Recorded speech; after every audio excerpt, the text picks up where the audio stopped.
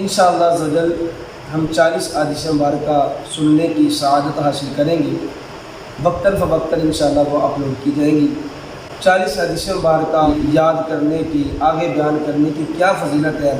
سب سے پہلے ہم وہ سنتے ہیں۔ حضرت ابو دردہ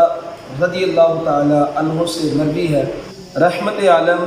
نور مجسم رسول مکرم سراپائے جود و کرم صلی اللہ علیہ وسلم سے عرض کی گئی کہ اس علم کی حد کیا ہے کہ جہاں انسان پہنچے تو عالم ہو۔ آپ علیہ السلام نے ارشاد فرمایا، من حفظ علی امتی 40 حدیثا فی امر دینہا بعثہ اللہ فقیہا وکنت لہ یوم القیامت شافعا وشہیدا۔ آپ علیہ السلام نے ارشاد فرمایا،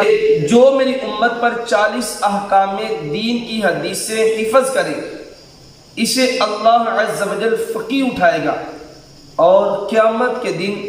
میں اس بندے کا شفیع اور گواہ ہوگا۔ حضرت سیدنا شیخ عبدالحق محدث دہلوی علیہ رحمۃ اللہ الکبی اس حدیث مبارکہ کے تحت لکھتے ہیں، علماء کرام فرماتے ہیں کہ حضور اکرم صلی اللہ علیہ وسلم کے اس ارشاد سے مراد اور مقصود یہ ہے کہ 40 حدیثیں لوگوں تک پہنچانا ہے، چاہے لوگ اسے یاد کریں یا نہ کریں۔ اسی طرح مفسر شہیر حکیم الامت حضرت مفتی احمد یار خان علیہ رحمۃ الرحمن فرماتے ہیں، اس حدیث مبارکہ میں 40 حدیثوں کا جو ذکر ہے اس سے مراد یا تو 40 حدیثیں یاد کر کے مسلمان کو سنانا ہے، یا چھاپ کر ان میں تقسیم کرنا ہے، یا ترجمہ اور تشریح کر کے مسلمانوں کو سمجھانا ہے، راویوں سے سن کر کتابی شکل میں جمع کرنا ہے۔ یہ ساری چیزیں اس میں داخل ہیں۔ آپ فرماتے ہیں کہ جو بندہ 40 حدیثیں